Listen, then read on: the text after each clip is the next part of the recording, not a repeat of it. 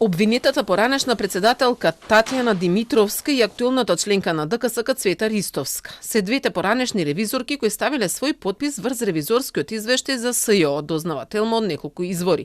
Тие се дел од тројцата ревизори кои во 2020 година нотираа дека во поранешното СЈО се делеле сомнителни надоместоци за тајност во вредност од 4,6 милиони евра.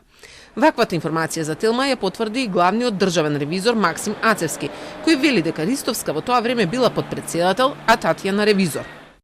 Извештајот изработен професионално согласно методолошките акти за извршената ревизија и се издадени два конечни извештаи.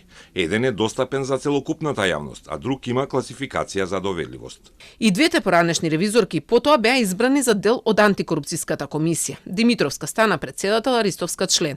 Димитровска си даде оставка откако беше обвинета дека оддала службена тајна на Небојша Стојановиќ, обвинет во предметот адитив, но и дека ревизорот Столевски во нејзино име го полагал тестот за сертификат државна тајна.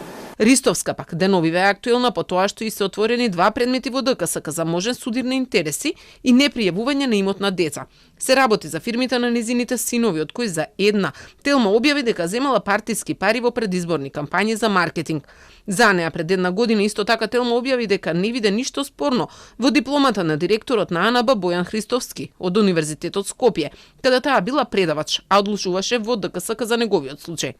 Ревизорскиот извештај пак, кој го изработиле, беше искористен како доказ од владеачката ВМРО ДПМН за да поднесе кривична пријава против обвинителите на СЈО. Од обвинителството за гонење на организиран криминал кој го нарача извештајот. Сега е отфрлена кривичната пријава на партијата.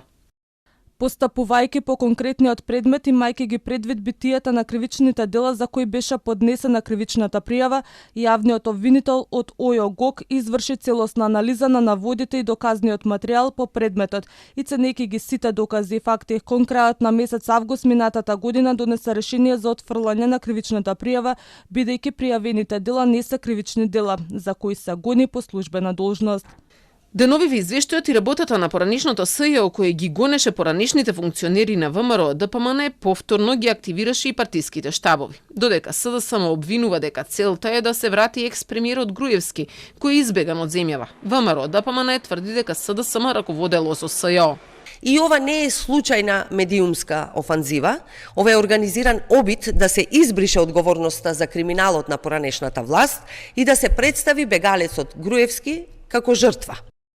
Овие предмети меѓу другите обвинители ги работеле и Ленче Ристовска, Гаврил Бубевски, Фатиме Фетај и Лиле Стефановска, додека Кати Цеанева била само координатор, бидејќи таа немала познавање од материјата. За извештајот, но и за други случувања во СЈО пред неколку денови јавно проговори разрешената обвинителка Лејла Кадрију, која се пожали дека неправедно била избркана од институцијата и изнесе низа обвинувања кон незините колеги. Гаврил Бубевски од поранешното СЈО преку јавна реакција денеска и одговори дека во суд ќе докаже дека таа лажела.